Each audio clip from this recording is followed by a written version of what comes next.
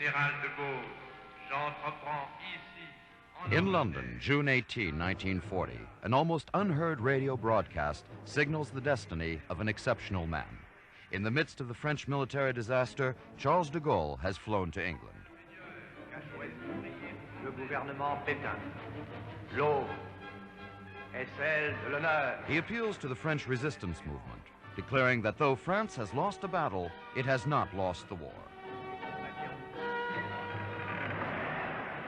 And that in order to expulse the invader and reclaim its honor, it must continue the fight alongside the Allies. He settles in Algiers and creates the provisionary government of the French Republic.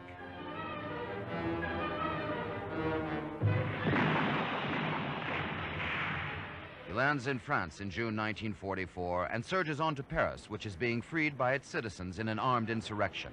The next 25 years, in other words, a quarter of a century of extraordinary contemporary history, belong to Charles de Gaulle.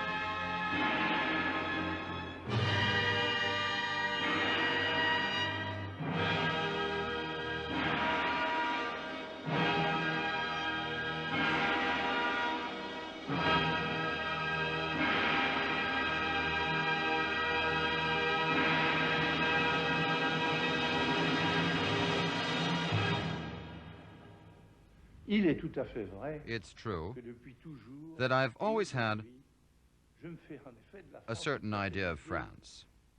Je veux dire par là que I mean la France, elle est quelque chose that she is both great de très grand, de très particulier. and at the same time Et je very pense, peculiar, je pense, ressenti par le monde such as the entier. world's impression, Il y a même là quelque which in chose itself is rather extraordinary.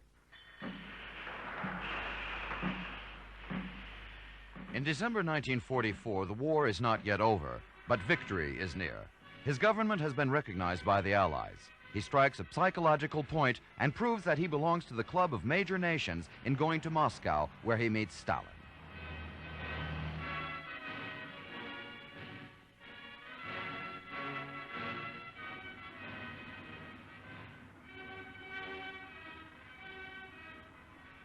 Three months later, Churchill, Roosevelt, and Stalin divide the spoils of the world amongst themselves at Yalta.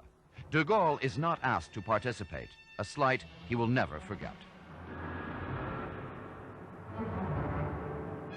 Germany capitulates May 8, 1945. General de Lattre de Tassigny signs the armistice in the name of France. What, the French too? Exclaims General Keitel.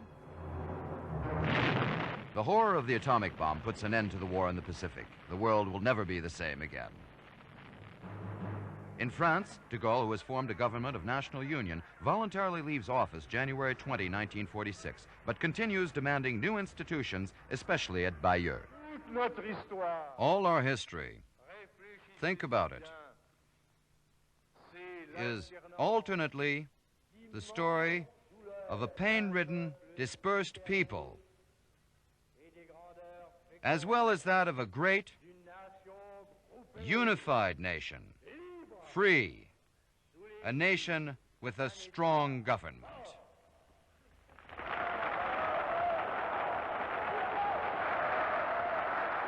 Except for the 1947 RPF experience, he will avoid politics for the next 12 years.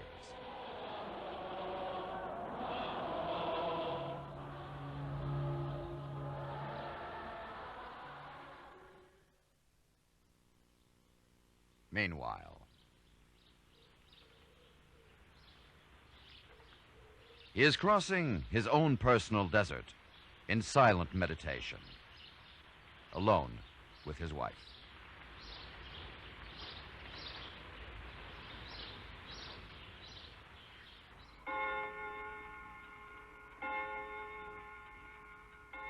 He uses this time to write his memoirs of the war.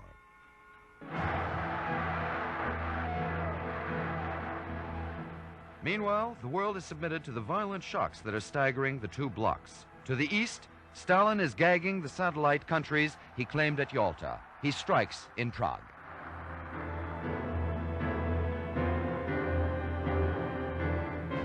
Europe is being rebuilt thanks to the Marshall Plan's financial aid.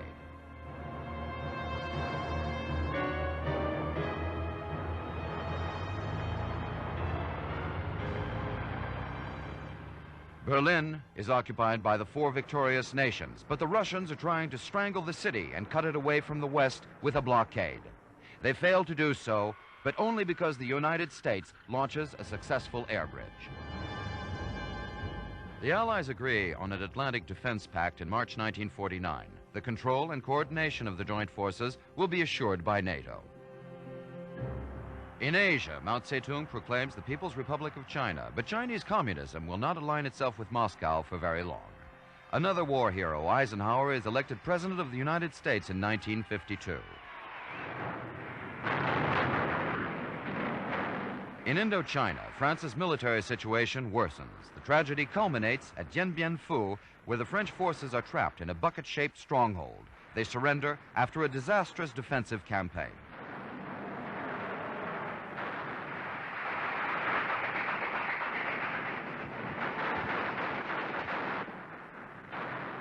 In Geneva, President of the Council, Pierre Mendès France, will sue for peace with Indochina, thereby limiting the catastrophe. De Gaulle remains silent. The Warsaw Pact, signed in May 1955, is communism's answer to NATO, and its terms seem copied from the NATO text.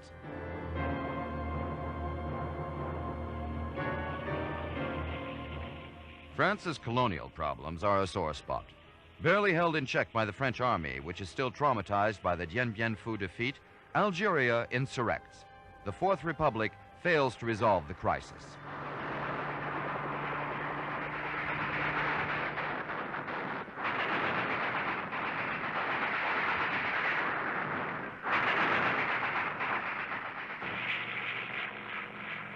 The situation is no better abroad. Nasser nationalizes the Suez Canal. Guy Mollet for France and Anthony Eden for Great Britain launch a military operation which is abruptly aborted on American orders. I said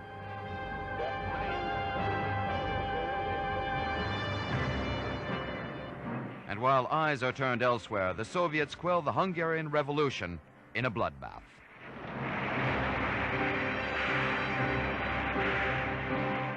De Gaulle remains silent. The return. It begins with Algeria, where the people are ready to insurrect. May 13, 1958, a crowd invades the seat of the general government. A committee for public security is created.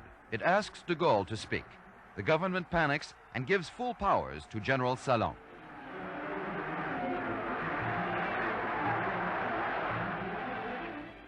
Everyone in Paris waits expectantly for de Gaulle's return, and he holds a press conference. The last time we met, if you remember, I predicted what would happen, and I described probable events. And I said that I would remain silent until the moment I could serve my country by speaking out. Will you guarantee fundamental public freedom? Have I ever attacked fundamental public freedom? I reestablished it. and I never curtailed it. How could I become a dictator at the age of 67? I repeat what I said. The left is not convinced. A huge crowd of demonstrators marches from the Bastille to La République.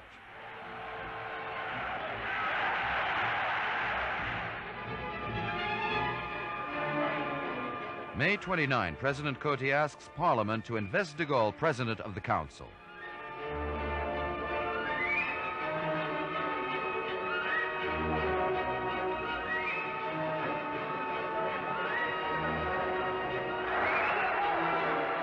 It is done June 1st, 1958. On this historical date, the retired general is voted back to power by the Assembly, which has agreed to his drafting a new constitution. The regime of parties submits to the man who has always shunned and rejected them.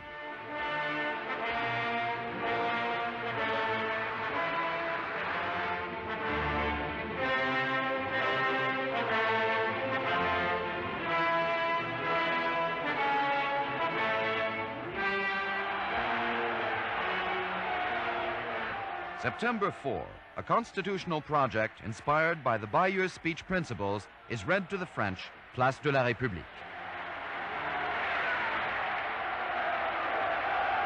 C'est dans la légalité. Legally, my government and I have accepted the exceptional duty of drafting a new constitution. We submit it to the people's decision. We have done so that our nation may decidedly begin anew, led by those the people have chosen to lead it and to whom they grant their trust. Allons, enfants de la patrie, le jour de gloire est arrivé. 80% of the electorate approves the new constitution. Charles de Gaulle is the first president of the Fifth Republic, elected December 21, 1958. He is sworn to office by President René Coty, January 8, 1959.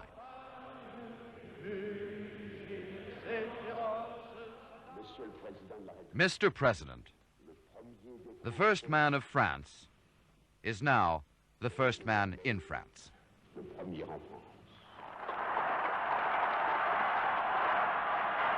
Thus, the Fifth Republic rises from the ashes of the Fourth.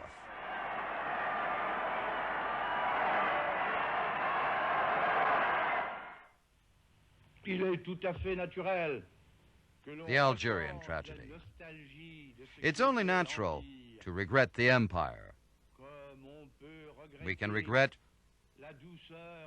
oil lamps, the sailing navy, and horse-drawn carriages. But politics deal with reality. To deal with the Algerian problem, de Gaulle is on the spot June 4, 1958. Barely 3 days after his investiture, he addresses an exuberant, impatient crowd.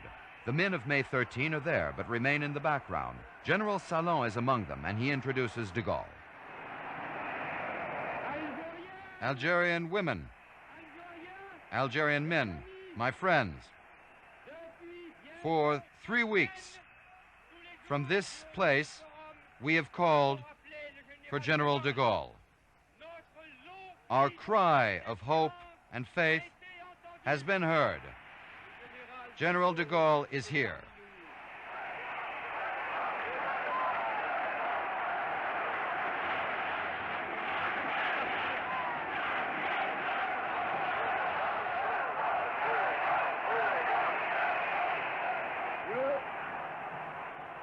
Je vous ai compris. I have understood you.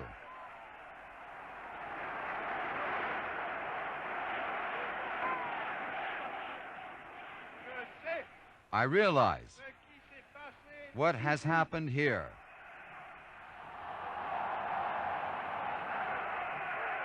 Et je déclare And I promise qu'à partir d'aujourd'hui, that from now on, la France considère France considers that que dans toute l'Algérie, in Algeria il n'y a there is qu'une only seule one category d'habitants. of citizen. Il n'y a que des There are Français only à part Frenchmen. entière. Cela signifie Which means qu'il faut reconnaître that we recognize la dignité de ceux the dignity of those à qui on l'a contesté. to whom others contest it. The solution is only found after 4 tragic and painful years. 4 decisive steps will lead to an agreement after fighting, hatred, and death have taken their toll. The Peace of the Brave in October 1958 is an attempt. Je dis I am not afraid to say, que pour la plupart for the most part, the insurrectionalists ont combattu fought courageusement. courageously. Que vienne Let there be peace among the brave, and hatred will eventually que les haines iront en disappear. s'effaçant. In 1959, as French military presence is reinforced, a referendum on autodetermination is announced. Je m'engage I promise à consulter to ask les Algériens all the Algerians dans leur in the nouveau 12 departments au sujet what future des they will decide qu'ils to veulent adopt. adopter. There's another uprising in January 1960. It will lead to bloodshed and several deaths in Algiers. The week of barricades ends in surrender. An appeal to the dear old country will have an effect, but the break between Paris and Algiers is obvious. A new step is taken. Ayant repris Having assumed leadership of France, and in her name, I choose to follow a new path. ce chemin conduit Algeria must not be governed by metropolitan France, but by Algeria herself. France and the rest of the world learned that several generals have fomented a plot against the Republic and mounted a putsch in Algiers, April 22, 1961. The counterattack is instantaneous. An insurrectional power has been established in Algeria by military pronunciamento. Apparently, it is led by a group of retired generals. The reality is that it is led by partisan, ambitious, fanatic officers. In the name of France, I order that all means, I say all means, be used to block their way and finally beat them. The final stretch. Salon, one of the generals who did not surrender after the putsch, takes the head of the OAS, the secret army organization.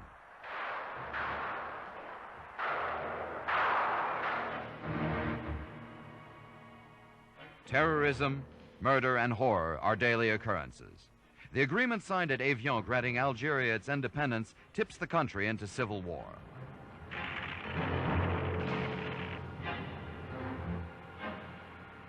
Hundreds of thousands of Europeans will abandon their memories, their belongings, and their dead.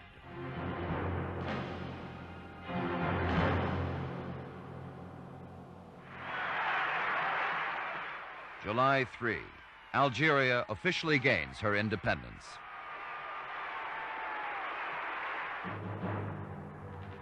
The epilogue of the Algerian tragedy occurs outside Paris, August 22, 1962. De Gaulle miraculously escapes an assassination attempt. This time it was close, is his only comment. Less than a month later, he proposes an amendment to the Constitution. Depuis que le Ever since the French people m'a appelé asked à me reprendre officiellement place to à come sa to tête, office, je me sentais obligé I felt obliged de lui poser un to jour ask une them question a question qui se rapporte à ma about my succession, celle du mode d'élection. the way in which a head of state is elected. Quand sera terminé When my term is over, mon propre septennat, ou or Si la mort If death ou la maladie or illness l'interrompt, interrupted it before its term, le président the new president will be elected by universal suffrage. universel. And by, like Gallieni and Lyoté, Dans leur œuvre colonisatrice, conforme au they also coincide with an irrepressible movement throughout the world. qui s'est déclenché dans le monde. As in his 1944 Brazzaville speech, de Gaulle claims that colonialism must give way to emancipation. Each country belonging to the former French Empire must be given the choice between attachment to metropolitan France in the framework of a community and secession, thus independence. Each population will be consulted by referendum. In 1958, de Gaulle decides to go to each of the 12 countries and explain the choice on the spot. 20,000 kilometers beginning at Madagascar and ending at Brazzaville, a symbolic location where he explains his thoughts. He offers everyone their freedom, if such is their will.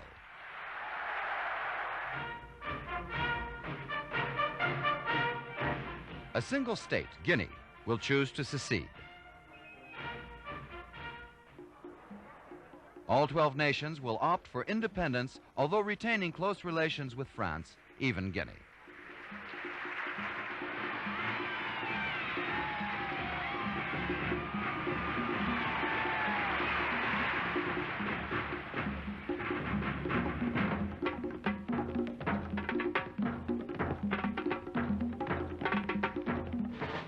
Having resolved the problems of Madagascar, Africa, and Algeria, de Gaulle will at last be able to devote his time to his major project, restoring France as a great power in the world.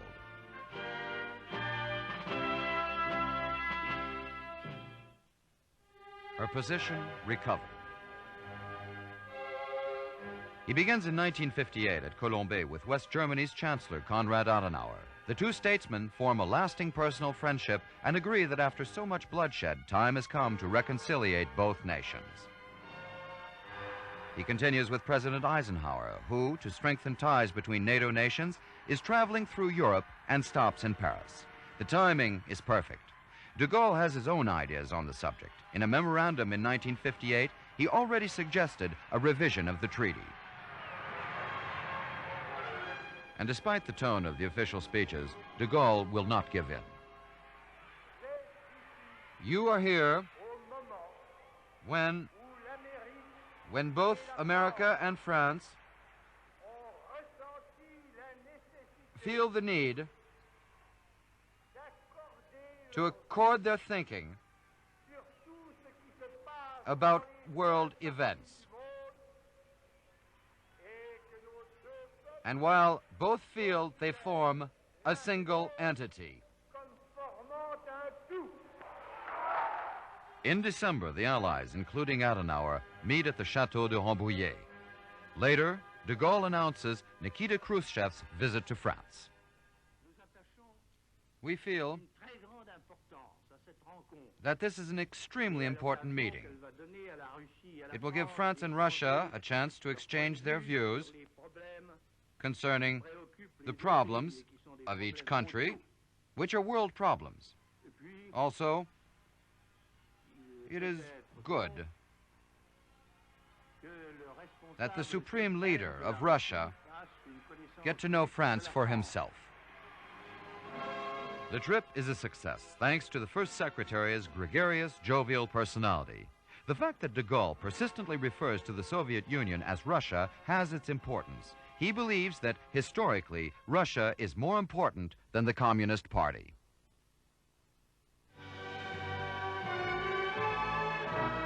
He goes to London, where, in his own words, he is received with exceptional splendor.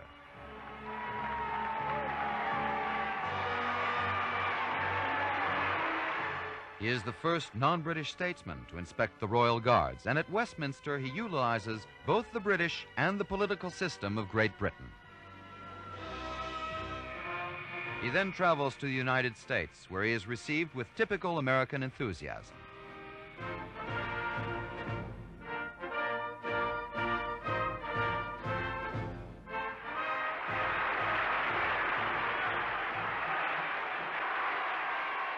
Politically, the trip is remarkable for his capital speech.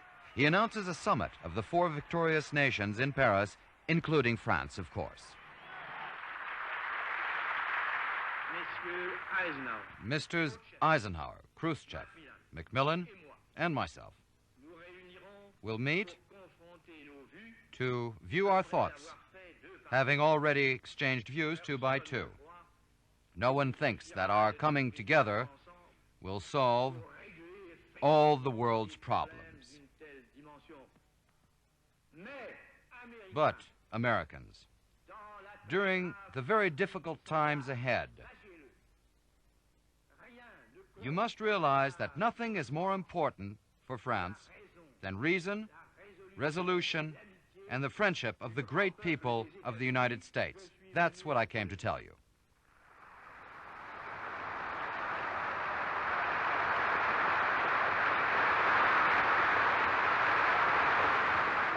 The summit will fail because of the American spy plane, the U-2. Its altitude is so high, the Americans believe it can make its photography flights beyond Russian missile range. They're wrong. The Russians shoot it down.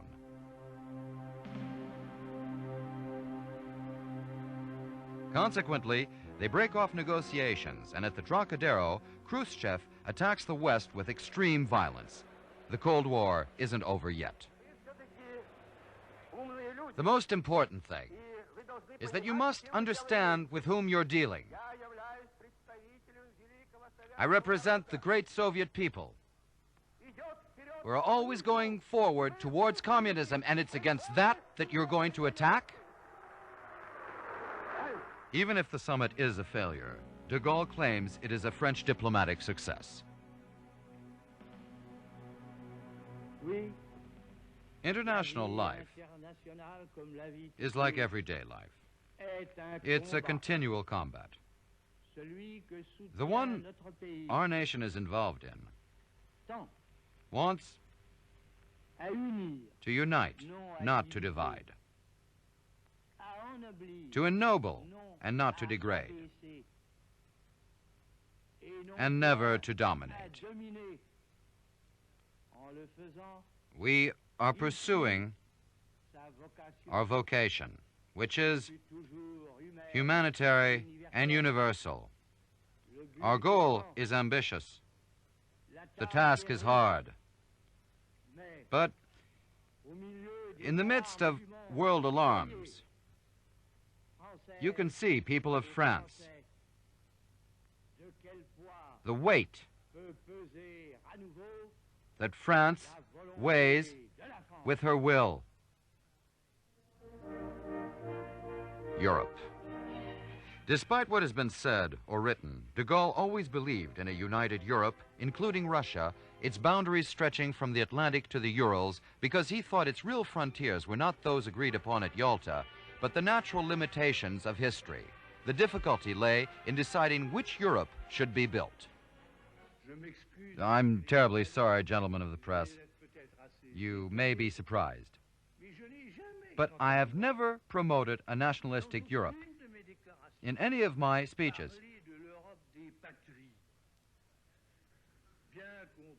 Despite what has been said. Of course, I'm not denying my own country. Much to the contrary. I've never felt so close to it. However, I do not believe that Europe can become a living reality without France and its French, Germany and its Germans, Italy and its Italians, etc. Dante, Goethe, and Chateaubriand all belong to Europe,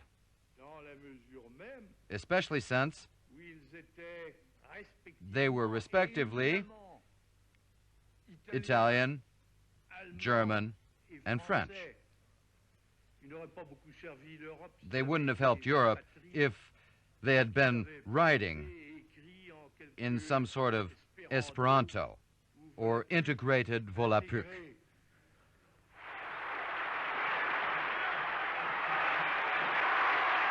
The beginning of European reality is the Franco-German alliance based on the personal de Gaulle-Adenauer friendship.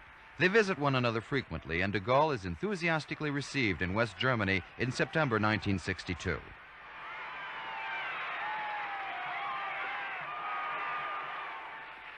Es lebe Bonn!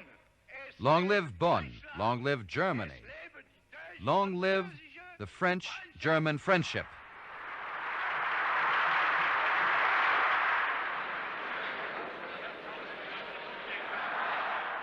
The independent Europe, composed of independent states de Gaulle dreams of, must depend on Germany more than on England.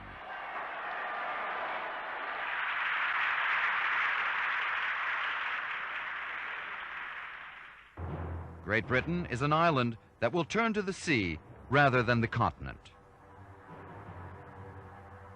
La question est de savoir The question is to know si la Grande-Bretagne what England can answer. De Gaulle will oppose Great Britain's entry into the common market twice because it refuses the basic rules.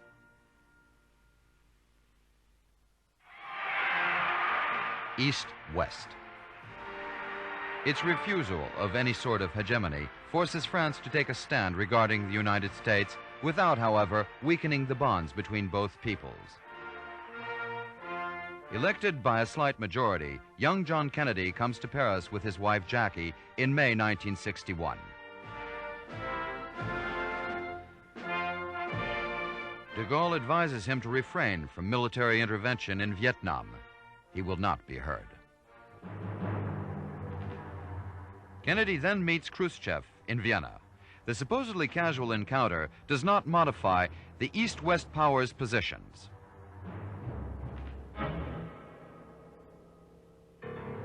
The Americans and the Russians are facing each other in Berlin, where the communist authorities' only solution for staunching the hemorrhage of citizens fleeing to the West is to build a wall. Some days, there are over 1,000. The world crisis reaches its pinnacle in October 1962 when Kennedy, faced with Khrushchev and Fidel Castro, declares that he can prove there are Soviet missiles and launching pads in Cuba. The Americans publicly display pictures which show a great number of offensive weapons as well as warships to ensure the blockade of the island. We are on the edge of a world conflict. The United States demand and obtain the dismantling of the Soviet missile bases. De Gaulle sides unequivocally with the United States during the crisis. However, faced with two atomic superpowers, he realizes that there can be no real independence without a French nuclear weapons system. Attention. Independence. 4 minutes. Stop.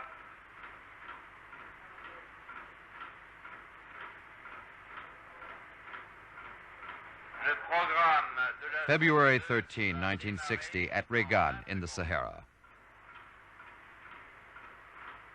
Attention, pour l'instant, moins 1 minute.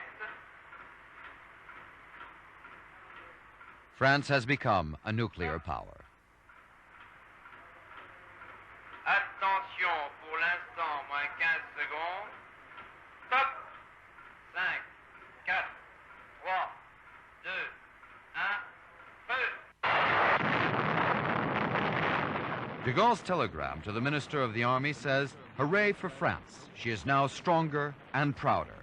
He will continually repeat this to the Army.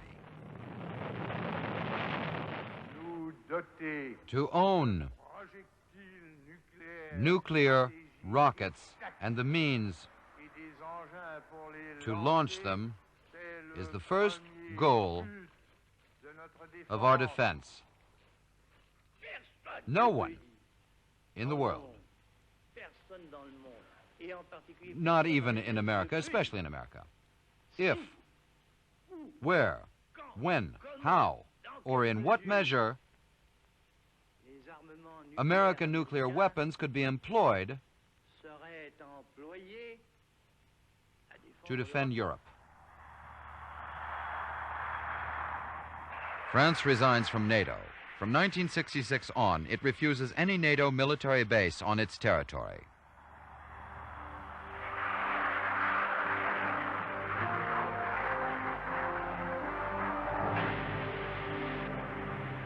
De Gaulle watches the launching of the Redoutable in March 1967. It is the first French nuclear submarine, the spearhead of France's forces of dissuasion.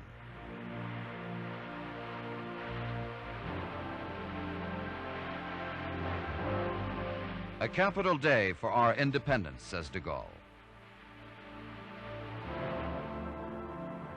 Then, in the economic area, he decides to oppose the gold exchange standard which, until then, favored the dollar. He explains what he believes is the only world standard. We believe it necessary that international exchanges be established, as was the case before the world's great misfortunes, on a monetary basis that does not bear the mark of any nation in particular. But what basis? Well, frankly, I can't see any other standard, really, or criteria than gold.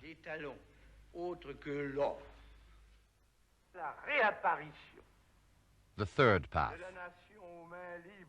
Once again, we have become a free nation.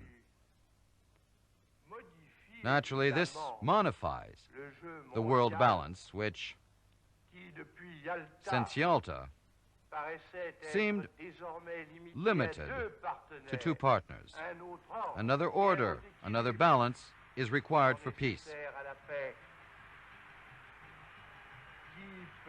Who can uphold it better than we, as long as we are not beholden to others?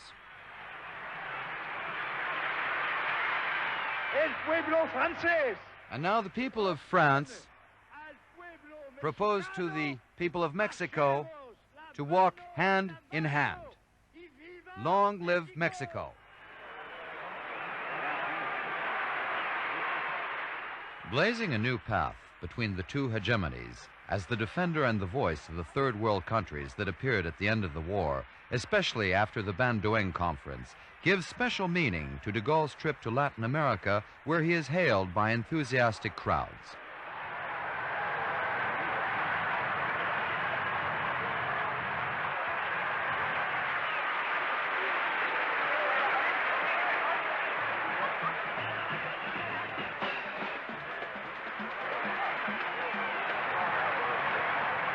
He believes in these trips and seizes every chance to mingle with the population in order to glean what he calls the reflection of their souls.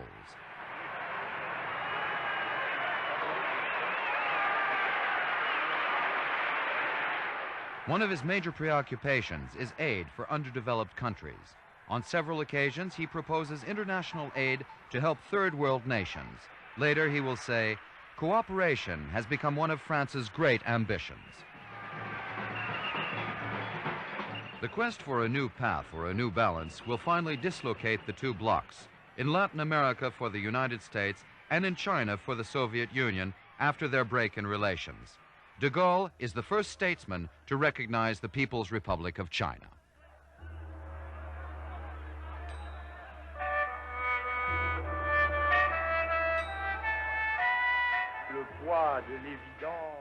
Whatever is obvious and reasonable weighs more heavily each day. France has decided to put her relations with the People's Republic of China on a normal level. In other words, a diplomatic one. I've spoken of what is obvious and what is reasonable. In Asia,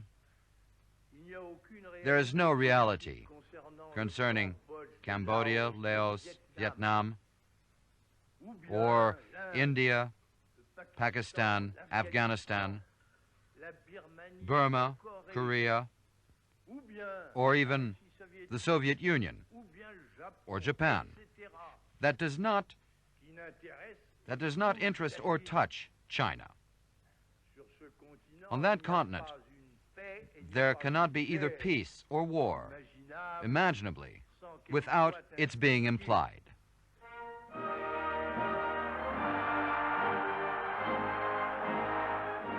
Within the policy of what he calls détente, understanding and cooperation, he wishes to maintain good relations with the Soviet Union.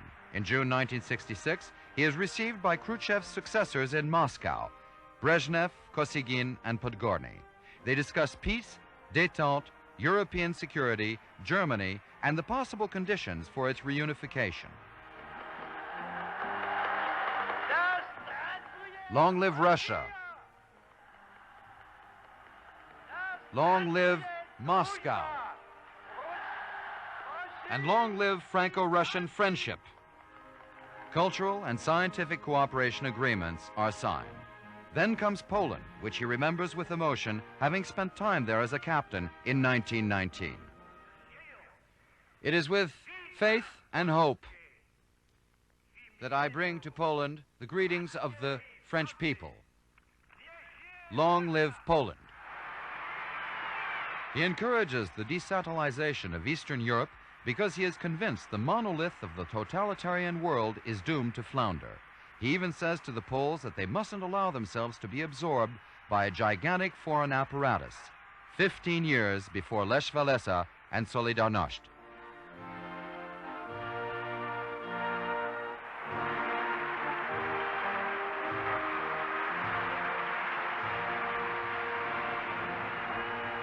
He then travels to Romania. He's the first Western head of state to tour the eastern satellite countries.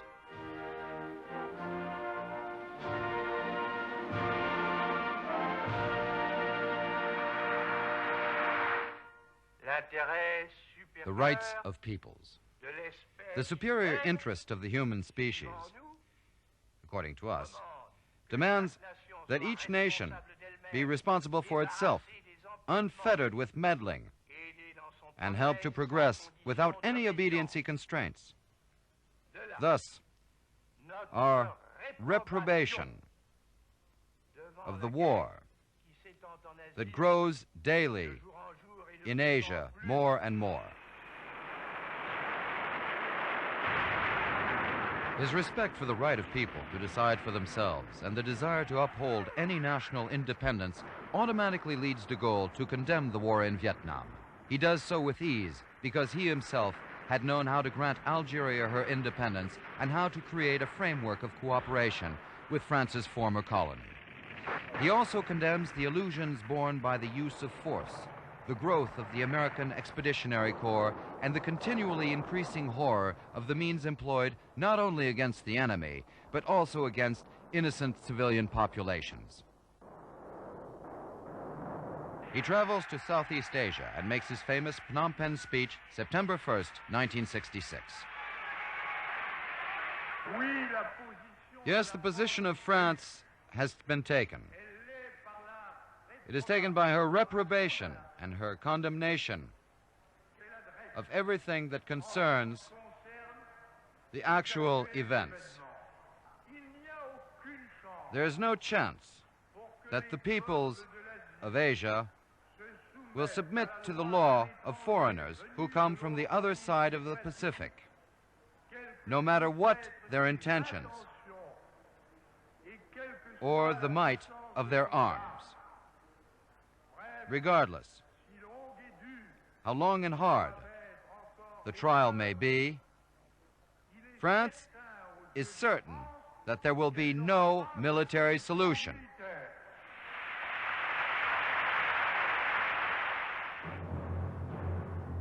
A few months later, due to French initiative, negotiations between Vietnam and the United States will begin on Avenue Kléber. The talks will eventually lead to peace. The same consideration for the rights of peoples will influence his position on the Six-Day War in 1967. In the name of the consideration he has always had for the State of Israel and the moderation he has always advised, he blames beforehand whichever side resorts to opening hostilities. Then, adding that the State of Israel is an accomplished fact, he says its people are an elite, sure of themselves, and dominators. He also speaks of the scandalous situation of the Palestinian refugees. His declarations create quite a stir. We know that the voice of France has not been heard. Israel attacked and took in 6 days of fighting the objectives that it wanted to take. qu'il voulait atteindre. Maintenant, Now it's il organise organizing sur the territories that it took. pris. L'occupation The occupation cannot peut aller sans continue opposition, without oppression, repression, and expulsion. et il s'imagine And contre Israel lui is being la resisted, France, qu'à son which tour, it is il qualifie qualifying de now as terrorisme. terrorism. Il est vrai que It's true that both les belligerents belligérants observent are observing for the moment and more or less precariously the ceasefire prescribed by the United Nations. But it's obvious that the conflict is only momentarily suspended and that there will not be any solution except through international mediation.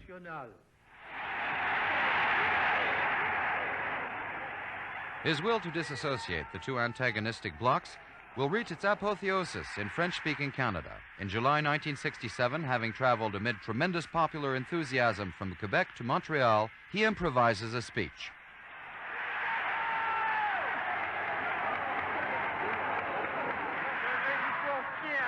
I'm going to tell you a secret, and you won't repeat it. Tonight here, and all along the road, I felt I was in an atmosphere of the same sort as the liberation of France.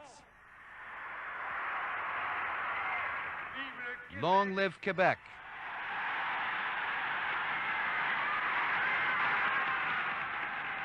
Long live free Quebec.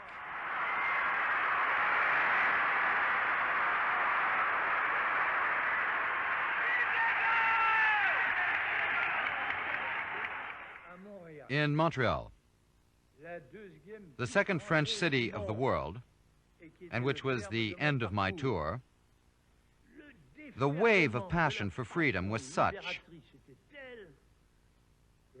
that France had a sacred duty to answer unequivocally and formally, which is what I did, saying,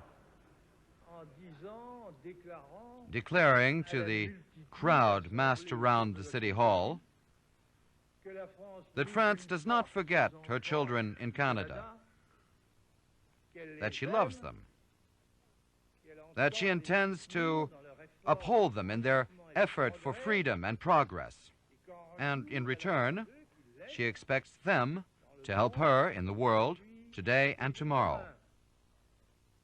And then I resumed the whole thing by yelling, "Long live free Quebec!" The turn.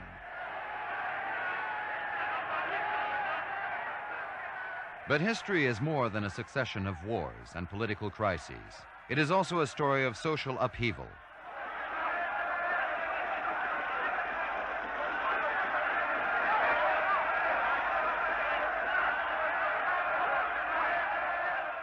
De Gaulle does not foresee the events of May 1968, which were a crisis of the traditional cultural values.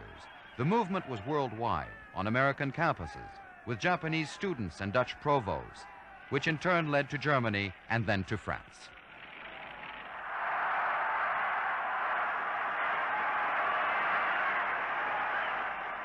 But he does realize that something else is needed. He knows that savage capitalism and state communism must give way to another system. He seeks another path to resolve the social unease he perceives. He proposes participation, but he is too isolated to have it accepted.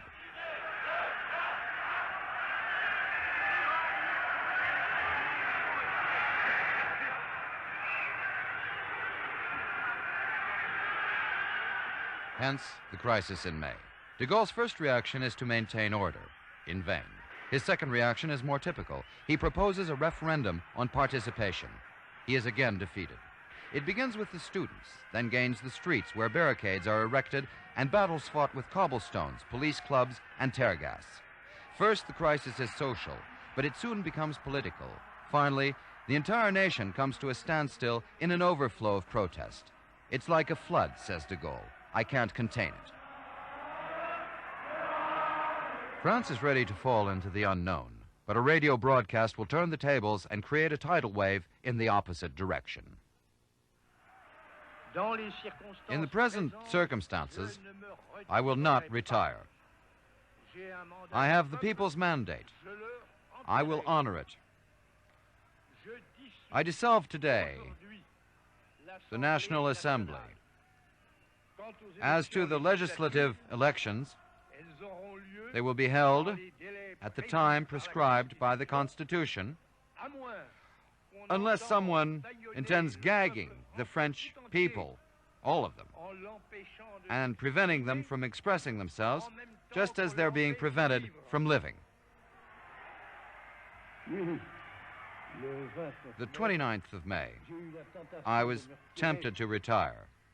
And then, on the 30th of May, having said to the country what I had to say, and having received its answer in the shape of a tremendous human tidal wave, from the Concorde to the Champs-Élysées, and then all the magnificent parades in all the different cities, I understood that my appeal had been the signal to react. And I felt strengthened in my resolution by the will of the French. Less than a year later, wishing to regain his legitimacy in regard to the people, he proposes a referendum concerning the regions and the Senate. He is beaten. He does as he said he would in case of defeat.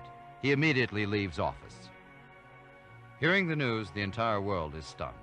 De Gaulle will say, "In voting against me, France shed aside the representative of participation. For history, I must retire intact."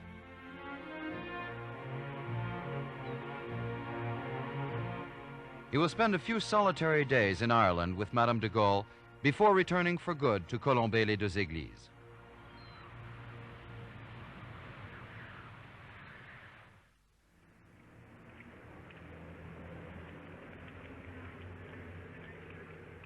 He dies November 10, 1970, and is buried next to his daughter without any official ceremony, just as he had requested in his will.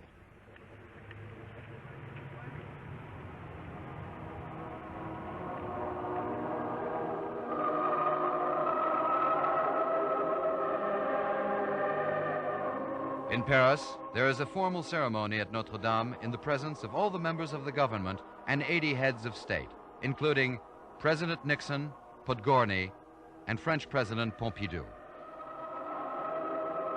Notre Père, qui es aux cieux, que ton nom soit sanctifié, que ton règne vienne, que ta volonté soit faite sur la terre comme au ciel. André Froissin wrote of him, "One day he saved us from dishonor. He saved us from dictatorship and civil war. He gave us back the confidence and friendship of dispossessed peoples. He reconciliated France with her own image and spared us the shame of indefinitely putting off the liberation of people to whom we had taught the meaning of freedom."